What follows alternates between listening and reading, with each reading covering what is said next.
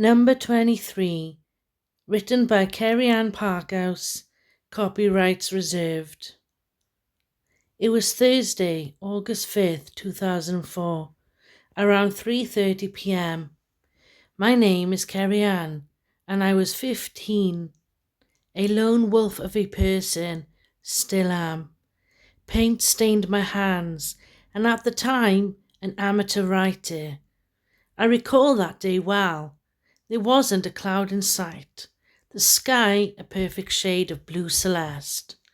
It felt like the hottest day in Arizona, although my feet were planted on Welsh soil. I sat on the curb outside school, waiting for Grumpy David to pick me up, like a 5-foot solitary cactus searching for water. I thought about the waterfalls of Brecon Park, imagining how refreshing it would feel standing under a cascading veil. Grumpy David appeared, sunlight beaming off the bonnet, in his shiny purple box, looking like an amethyst crystal cube, sparkling in the sun. He pulled up and rolled down the window, and uttered in a funny manservant voice, "Hello, my lady, at your service." I replied excitedly, "Hello, Jeeves, finally! Have you got a bottle of water?" "Of course, only the best for my granddaughter," replied Jeeves. He passed me a welcomed bottle of cold Brecon Carrig. I smiled to myself and felt a gentle tenderness towards my grandfather. My Grumpy David was a funny character, with his white silver hair parted to the side, enough maximum Weller to kill someone off if they breathed or even tried. Aubergine jumper and baby pink collar at the neck, handkerchief in his jumper pocket chest. Wearing plastic grey glasses as sat upon his square-shaped face, young at heart, a free spirit, then still able to run around a pace. I opened the car door and sat inside. We headed towards the chippy on the corner. I was rather peckish. I hoped there wasn't a long queue. My grandfather parked up and headed inside the chippy. I sat in the car staring out the window. I could hear rustling leaves swaying in the warm breeze. There stood a beautiful Sylvatica tree, taking centre stage, with a freshly mown lawn circling around the base. I inhaled through my nose a sharp, sweet citrus scent. I then heard a rather loud seagull calling out. It came diving down in a single swoosh, picking up a chip from the floor, who looked like the leader of a gang. You wouldn't want to mess with it. Grumpy walked out from the chippy, handing me warm parcels of deliciousness through the driver's window. Chips and curry sauce filled the air. I turned to my Gramp and said, "Oh my God, Grampy, I can't wait to eat this." And as he put the key into the ignition, he replied, "You will not beat better chips than that, girl." He put his foot on the accelerator, and we made our way homeward bound, north up Hospital Hill. We turned left in Pennaland Street. My grandfather slowed down to 2 miles per hour.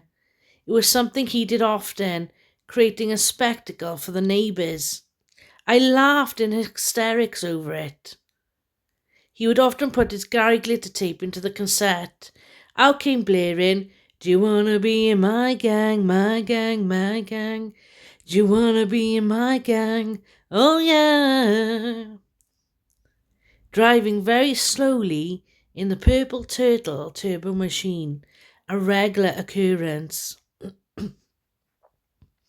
I was expecting to see my grandmother Ethel peeping through the living room window. She loved a good nose, looking out at the neighbourhood. We finally arrived at number 23 Pennaland. Standing in front of us was their white bungalow, 2 floors.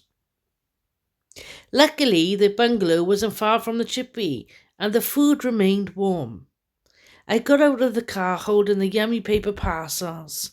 I walked up to the silver swirly gates and made my way to the front door. I stepped into number 23. Bang! Silence hit me. It suddenly became surreal. It felt like someone pressed the mute switch on the TV control. But now it was just me this time. No other footsteps crunching on the gravel. Grumpy David nowhere to be seen. Mournful sadness began to pour over me. I stood still, numb, in a trance. Tears rolled down my cheeks. No one there to hug me. 5 minutes passed. I wiped my tears and composed myself. I glanced around the hallway. I could see where the missing plants used to be, on the windowsill, now desolate and bare. The carpet still remained the shade of wild orchard pink, the walls white and bumpy under my hand. I wasn't used to the house being so silent.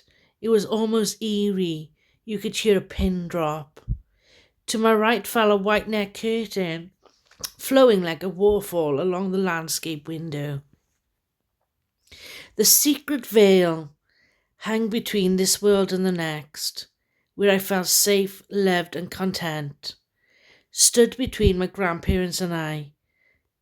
Where were my grandparents now? Were they lingering in the air like a mist moving through the mountain tops, through the trees? Knocks from the doors, but no one to knock. Whispers of my ear, but no one was around to whisper. I was expecting my grandfather David to walk out from the kitchen through the long beaded curtain to greet me. I was anticipating hearing the sounds of the telly coming through the cracks of the living room door, but it remained silent. Remnants of what was rippled through my mind. Absolute stillness. The only thing that greeted me. Suddenly, the hallway became filled with the smell of roast beef as I recalled the taste of rich, deep gravy. My mouth was almost drooling. I could remember seeing him there standing in the kitchen, stirring the gravy as it changed to a dark, shiny, reflective surface, like a magic spell gone right. A car drove past outside. There were some children riding up the street on their bikes, laughing. But inside, time stood frozen. My grandparents weren't coming back. I kept the tears in. The sadness is like a shadow hanging over me, slowly creeping back in. It wasn't raining outside, but it felt like an impending storm making its way in. The darkest cloud. I took hold of the living room handle and walked through. Now a hollow box of a room, but not all was lost in my mind. I could see my grandmother Ethel sitting in a peach leather chair, with her pink rosy cheeks, knitting for hours, days, weeks. Curly orange tinted hair, round glasses, always kind and fair, knitting away, happy as can be, making baby yellow chicks for charity. My grandmother often taught me how to knit with great direction and clarity. I didn't have as much patience as her, but I would still give knitting a try. My nan often corrected my needlework. She held patience in abundance, always lending a hand of gentle encouragement.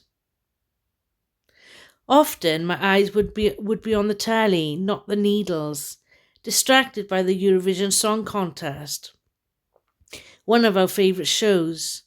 Between the three of us, we would watch Eurovision every year without fail. In fact, we became the judges. We would all score each country and mark from 1 to 10, pen and paper to hand. Often my grandfather made jokes about the costumes. They were rather extravagant and garish. Out came a woman in a wedding dress trailing behind her, like a never-ending train, followed by a clown on a unicycle, juggling balls trying not to fall. We would all laugh together at some of the odd songs and dances. I looked over to the 70s style fireplace. Either side lay rows of bricks. I was expecting to see and hear the chime of the wooden clock, with a golden circle dial, Roman numerals for numbers. I checked my mobile and it was coming up to 1 p.m, but there was no chime of the clock. Then I heard faint echoes of Roy Orbison coming from the corner, where the old record player used to sit, crying over you. One of my grandfather's favourite songs. The love of the home faded from sight, but not from my heart, not from my mind. I moved into the centre hallway and took a glance at the kitchen. There I was with my grandfather sitting at the folded table. I told him to make some doodle magic as I started intertwining scribbles of 8. At a fast rate, scribbles of 8, page after page, appeared. Coming to life, colours filled my sight like a kaleidoscope masterpiece. Ripples of knitting needles echoing into the kitchen. My grandmother is next door. Seen as heard, absorbing the giggles and squiggles, calling out, "Fetch my cup of tea, Bambi, please." I turned towards the dining room with a smile on my face, remembering how happy we were. Then a gentle sigh overtook me and tumbled out into the empty space. I was determined to not cry again. I held the sadness back. My eyes now staring at the cold concrete floor where the pink and mint circular carpet used to be. There was a 70s Scraber bookshelf and it held a row of Catherine Cookson books that my nan used to read. I would take some of those books and go upstairs to read them. With no book in hand this time, I made my way upstairs and ascended to the secret hideaway above, where the bed was tucked under a slanting roof and you'd have to be careful not to bang your head. With the feather-filled quilt and comforting cotton sheets, I felt protected by the slanting roof. It was quiet and safe. I would often play my Michael Jackson records on the old record player that sat on the dresser. But as I stood there, looking over at where the bed used to be, now just emptiness filled the space. Alone. I decided to wander through the conservatory out into the garden. There my grandmother Ethel sat at the head of the table, reading her gigantic newspaper, the mature lioness, emanating a gentle pride, knitting needles and wool on the side.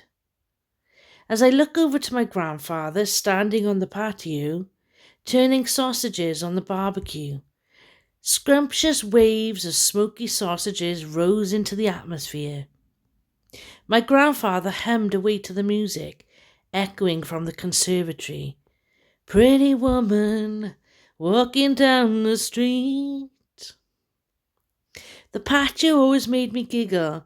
It reminded me of a pink and yellow cake we still eat today, the Battenberg cake. I started to walk down the concrete path that ran through the middle of the garden, that curved towards the garden gate. I kneeled down and saw spring onions still remaining. I used to pick the stems, because that's what Grampy used to do, and he would often tell me that I won't die from eating them, because they grew from the ground. They looked like stems of grass. I stood up and looked over at the lawn, where the tent ensemble used to be in the summer, where my brother and I used to hang out, colour, nap, fight and hide. The tent provided shade from the sun. Beyond the tent ensemble, occupying most of the corner, stood as tall as I, a large green spiky phormium plant, with long hands sticking out like Edward Scissorhands. I used to hack away at the long pointed swords many times, only for them to return. It was the sharpest, spikiest of plants you could ever find. One I would not like to find for a long time. Now I stood at the end of the path, looking back at my grandparents' home. Swords in heart, no return. I opened the gate and walked back to my car. Looking through my rear-view mirror, the bungalow became smaller and smaller. The black cloud now unleashing down a torrential storm of tears. It was the last time I'd ever stepped foot into number 23.